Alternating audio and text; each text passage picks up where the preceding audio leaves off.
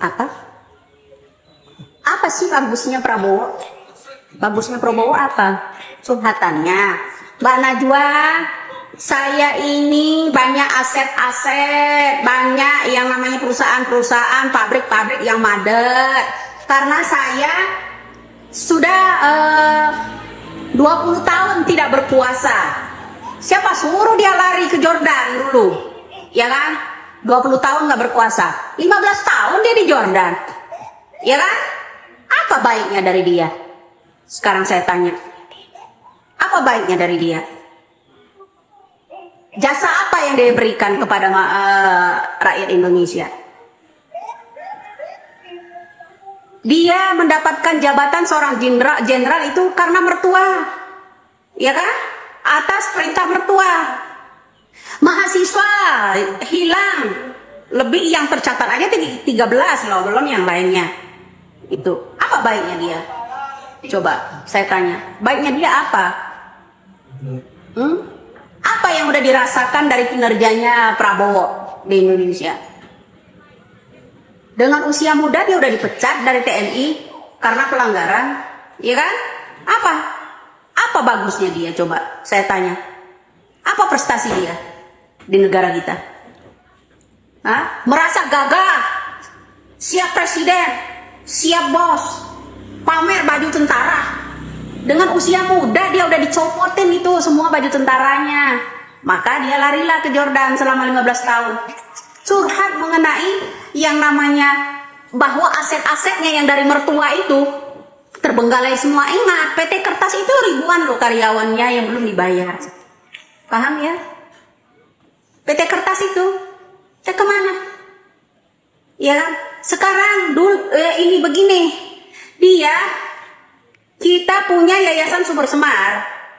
Sekretarisnya siapa? Prabowo. Berapa ratus miliar uang yang ada di Sumber Semar itu pada kemana? Tanyakan sama Prabowo. Gak ada yang berani zaman Soeharto.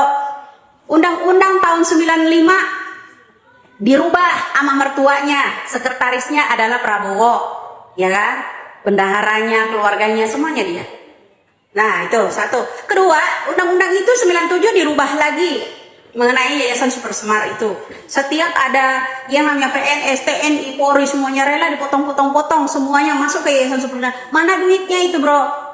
Suruh kasih paham dulu deh. Coba sekali-kali nanti debat. Ya, ayo buat Ganjar, Bapak Mahfud, ya, tolong nih sentil masalah Yayasan Super Semar. Kalau pada saat debat. Kalau debat di Pilpres, yang namanya Prabowo selalu bilang Indonesia bakal hilang, bakal hancur, udah nggak ada 2030. Ngapain dia nyapres kalau ini 2030 udah bakal nggak ada prediksinya dia, ya kan? Coba sekali-kali kalau dia bilang korupsi bocor segala macam, APBN bocor dan segala macam, coba bocorin dulu. Nanti saya ini ya dengan begini, mudah-mudahan ada orang yang mengingatkannya. Coba nanti pada saat debat Pilpres suruh sebut itu Yayasan Super Semar pada jebol kemana tuh Pak Prabowo. Coba tanya, ya, jangan dikira rakyat ini diam saja pura-pura nggak tahu. Sampai itu tahu kan? Anda kalau sebagai pendukung Prabowo tahu latar belakangnya dia, ya. Jangan bilang itu fitnah, paham? Salam waras. Lanjut. Lanjut. Nah, itulah tadi tampilan mautnya Widya terhadap Prabowo. Kita lihat sendiri betapa menggebu-gebunya Widya menyumpal mulut kotornya Prabowo yang tidak ada sama sekali prestasinya selama dia hidup di Indonesia. Itu menurutnya Widya. Tapi kalau menurut saya bahwa Prabowo ini mempunyai prestasi, yaitu mampu menculik 13 mahasiswa dan menghilangkan jejak sampai saat ini. Saya kira itu adalah sebuah prestasi yang hebat sebagai seorang penjahat yang kasusnya sampai saat ini tidak jelas dan di mana mayat disembunyikan oleh Prabowo tersebut. Saya kira kalau Prabowo diberi panggung sampai 2024 ini, maka sama saja bahwa kita membiarkan para pelaku Orde Baru ini menjajah lagi negara Indonesia ini, menjajah diri kita sendiri, karena kita tahu sendiri rekam jejak mereka ini seperti apa, dan persoalan bahayanya tidak lagi dipertanyakan.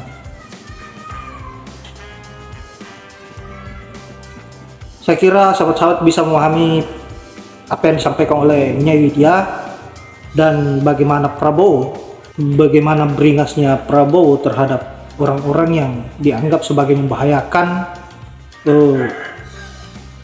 kedudukannya pada saat itu, sehingga Prabowo ini tidak mempunyai prikemanusiaan sama sekali dan bahkan tidak berpikir soal nyawa seorang itu sangat berharga, sehingga mereka sembunyikan dan membunuhnya begitu saja.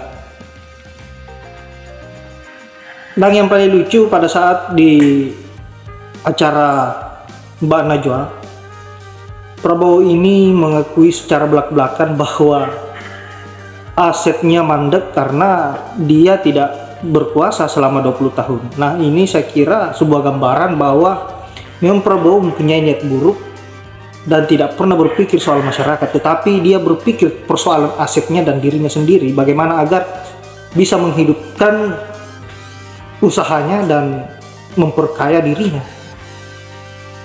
Nah, ini sangat berbahaya bahwa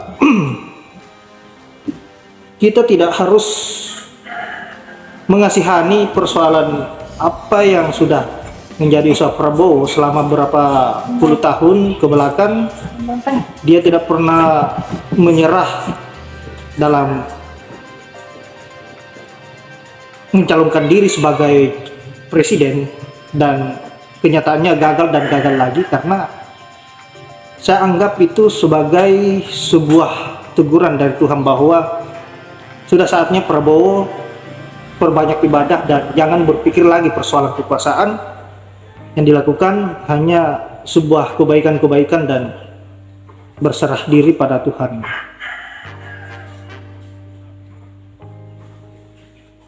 Saya kira untuk berbicara kekuasaan, Prabowo ini tidak lagi bisa menguasai Indonesia atau bisa menjadi presiden di Indonesia, karena kita tahu sendiri rekam jejaknya seperti apa dan pengakuannya pada saat di acara seperti apa. Dan beliau juga sudah terlalu tua untuk menjadi seorang presiden. Saya kira itu. Terima kasih buat Nyai Widya selalu membuka sebuah kebenaran dan membuka cakrawala berpikir kita untuk bisa berpikir lebih baik, mampu menyadarkan kita untuk hal-hal kebenaran, tentunya untuk kebaikan negara kita. Dan saya juga berterima kasih buat sahabat-sahabat Budi TV yang selalu menyempatkan diri untuk menonton setiap video yang saya up. Semoga sehat selalu dan rezekinya dilancarkan. Saya akhiri dengan ucapan wallahul muwaffiq ila aqwamit thoriq. Assalamualaikum warahmatullahi wabarakatuh.